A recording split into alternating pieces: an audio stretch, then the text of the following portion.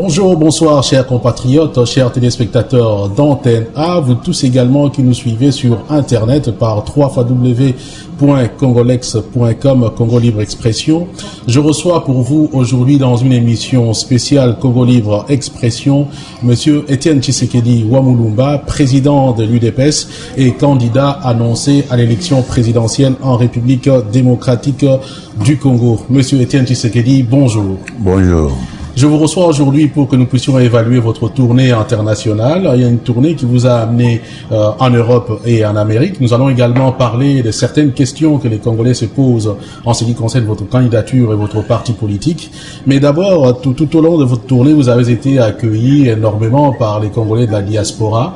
Comment vivez-vous un tel engouement, que ce soit à Londres, en Amérique, au Canada et à New York, et bien entendu, pas plus tard que quelques jours, ici en Belgique?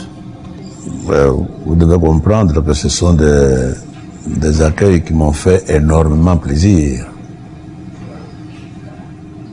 Parce que ce n'est pas la première fois que j'arrive dans ce pays, j'y arrivais souvent.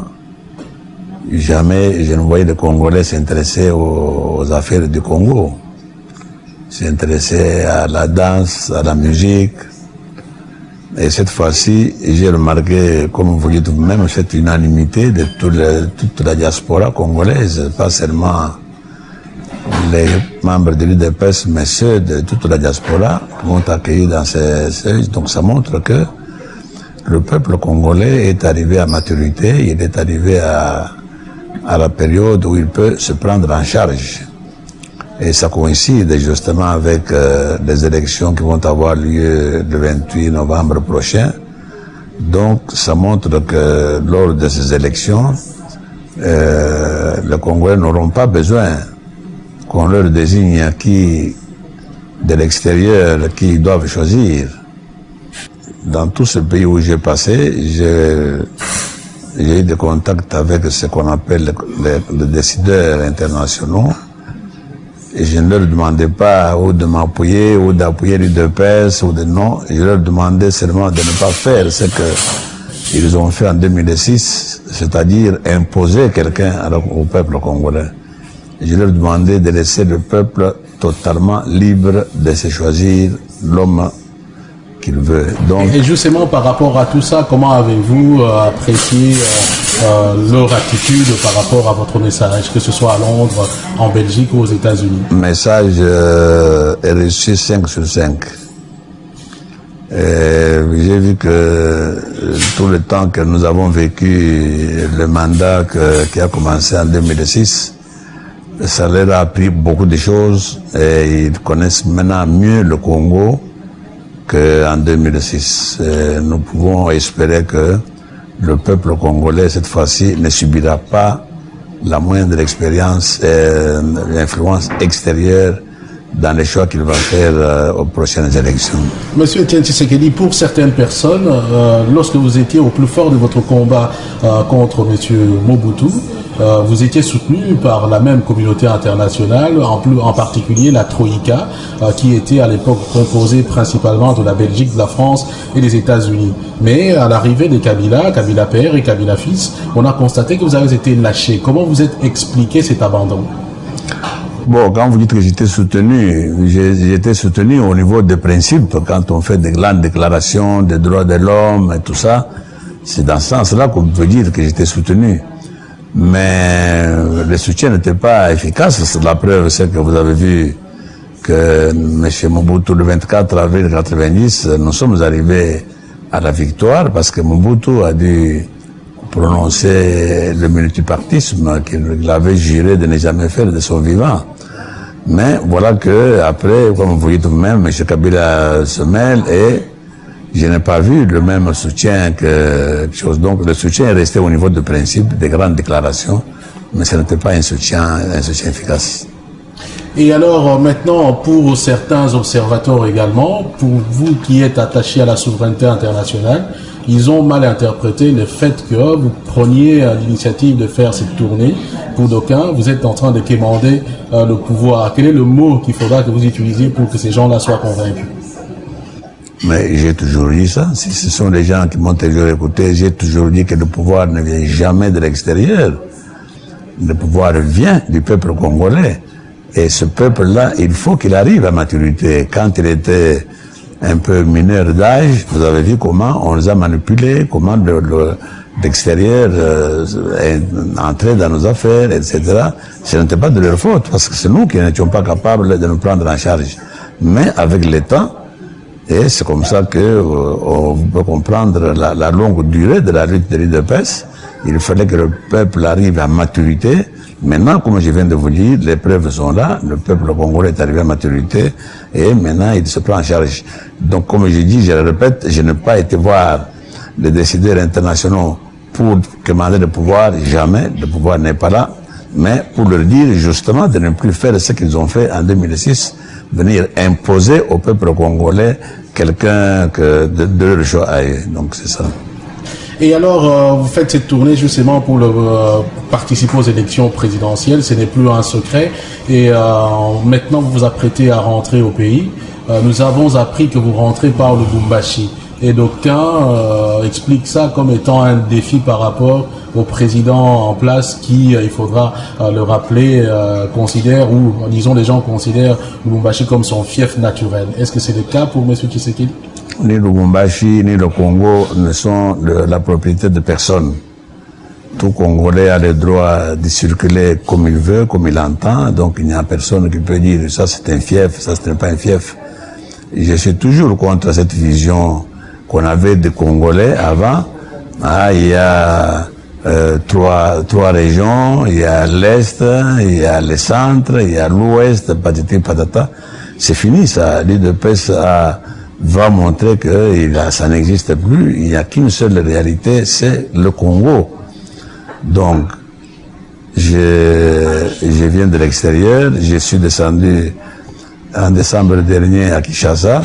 Je ne vois rien qui m'empêche de changer de voie. Cette fois-ci, je rentre par le Lubumbashi dans mon pays, il n'y a pas de problème, je ne fais de défi à personne. Et justement, en ce qui concerne ce processus électoral, dans certaines régions du pays, la révision du fichier électoral a été presque clôturée. Et à ce niveau, vous vous sentez satisfait ou bien il y a peut-être des choses qu'il fallait faire qui n'ont pas été faites plutôt?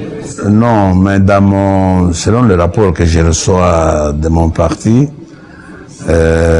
j'espère, quand vous me dites que le fichier électoral a été clôturé, j'espère qu'il reste toujours la possibilité aux électeurs de se faire enrôler, parce qu'on ne doit pas avoir dans ce domaine-là une date tout à fait, une date limite, donc au-delà de laquelle on ne peut plus inscrire personne. On doit laisser le fichier électoral ouvert, disons, jusqu'aux élections, parce que c'est un problème de la volonté des électeurs de vouloir élire les gens qu'ils veulent. Donc, il n'y a pas de... J'ai appris que ce n'est pas exact dans beaucoup de régions, ce n'est pas encore... Il y a des gens qui ne sont pas encore inscrits, mais je souhaite, comme je viens de vous le dire, que le président de la CENI continuera à faire inscrire, à laisser le fichier libre à tout électeur toujours de se faire inscrire quand il veut. Mais est-ce que vous ne craignez pas un certain désordre si on doit prolonger les activités des révisions du fichier jusqu'au jour de l'élection, mais finalement, disons, quand déjà on décrit la façon dont ça s'est fait aujourd'hui, surtout au niveau de l'opposition, mais vous ne pensez pas que si on doit continuer à enrôler les gens, que cela puisse être en tout cas sujet à une certaine polémique? Mais quelle polémique? S'inscrit sur le fichier un électeur qui veut voter dans cette circonscription-là ou dans ce bureau-là. Alors, qu'est-ce que ça veut dire désordre? Quelqu'un peut avoir voyagé, quelqu'un, c'est pas moi, vous n'avez pas de moyens, vous n'avez pas le temps, et le moment qu'il a le temps d'y aller, il va, il trouve le fichier ouvert et il s'inscrit. Il n'y a aucun désordre là-dedans. Je ne vois pas d'où viendra le désordre. Mais déjà, on décrit le fait que l'UDPS n'a pas de témoins dans le bureau d'enrôlement. Mais une telle hypothèse pourrait aussi vous compliquer la tâche vous-même, parce que pour suivre sur toute l'étendue de la République qui est enrôlée à la veille de l'élection et qui ne l'est pas, Non, non, ceux qui ont dit ça, ils ont exagéré. Hein. Il y a des bureaux, c'est au fil et à mesure que le débat s'organise. Vous savez que avant mon retour le 8 décembre, l'opposition n'était pas autorisée à s'organiser dans le pays. C'est à partir de décembre dernier que nous commençons à nous organiser. Vous voyez les mois que nous avons eu à nous organiser. Donc il faut comprendre que nous ayons le temps des choses, mais ne vous en faites pas, il y aura des témoins, même 2 témoins par bureau sur l'ensemble de la République, ça ne vous en faites pas. Et d'autre part, les gens qui vous suivent très souvent qui suivent également nos émissions nous disent, mais M. Tshisekedi nous parle de sa candidature, en même temps aussi disons, de son élection avant la lettre, mais il n'insiste pas sur son projet de société. Être militant des droits de l'homme ou être militant politique contre Mobutu pendant 30 ans n'est pas un projet de société. Chercher à instaurer l'état de droit, ce n'est pas un projet de société. Que M. Tshisekedi nous dise en quoi consiste son vrai projet de société. Qu'est-ce que vous leur répondez? D'abord, c'est une grande erreur de dire ce que vous venez de dire là. Dans une jungle comme le Congo, où c'était la loi du plus fort qui régnait, un parti qui veut instaurer un état de droit où règne la bonne gouvernance, la justice et toutes les valeurs de développement, dire que ce n'est pas un projet de société, alors il faut qu'on me dise alors qu'est-ce que ça veut dire projet de société. Il n'y a pas un projet aussi noble que celui de l'état de droit, parce qu'à partir de maintenant, les générations futures ont un état. Ils savent qu'ils peuvent évoluer dans cet état librement, et si jamais il y a quelque chose, une arrestation ou quoi, c'est toujours conforme à la loi. Tout ça, c'est ça un grand projet de choses. Je ne vois pas ce qui peut dépasser ce projet-là d'un état de droit. C'est parce que justement, ils sont tellement habitués dans cette république bananière qu'ils ont là-bas du Congo, qu'ils ne pensent pas à l'importance d'un état de droit. Voilà pourquoi ils disent quelque chose comme ça. Je crois que c'est peut-être aussi votre devoir de pouvoir bien l'expliquer. C'est-à-dire que, mais cet état de droit va se poser sur quelle base? Par exemple, voilà, du point de vue militaire, du point de vue social, du point de vue économique, quels sont les éléments, les indicateurs qui vont permettre que le commun des mortels puisse comprendre que voilà, M. Tshisekedi, en disant que nous voulons instaurer un état de droit, voilà ce que ça signifie. Mais justement, vous venez presque de le dire. Vous parlez de l'économie, des militaires, etc. Jusqu'à aujourd'hui, au moment où nous parlons, prenons le cas de notre armée chez nous. Est-ce qu'il y a un statut? On peut vous présenter un statut, théoriquement, toujours pour que l'extérieur dise que le Congo est ceci, le Congo est cela. Mais dans la pratique, qui respecte les statuts du militaire s'il y en a? Vous parlez de l'économie. Est-ce que notre économie est gérée conformément à quelque chose? Vous le savez vous-même. Tout ce qu'on appelle les contrats lyonnais dans les Katanga, c'est quoi? C'est un truc qu'on fait dans l'opacité la plus totale. On dirait une affaire entre personnes qui règlent leur compte, qui ne voient pas du tout l'intérêt du pays. Tout ça, c'est quoi? Parce que il n'y a pas de respect de la loi. La base d'un état de droit, c'est le respect de la loi.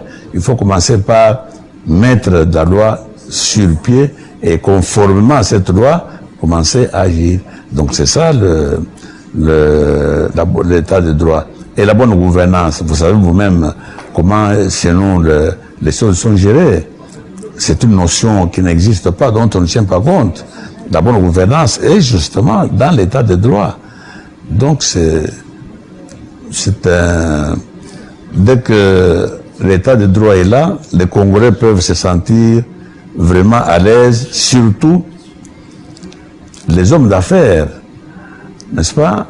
Le climat des affaires chez nous est malsain. Vous savez comment il y a des sociétés qui ont investi beaucoup, des sociétés qui ont employé beaucoup de nos compatriotes. D'un matin au soir, on vient leur dire que le contrat est terminé, on a retiré.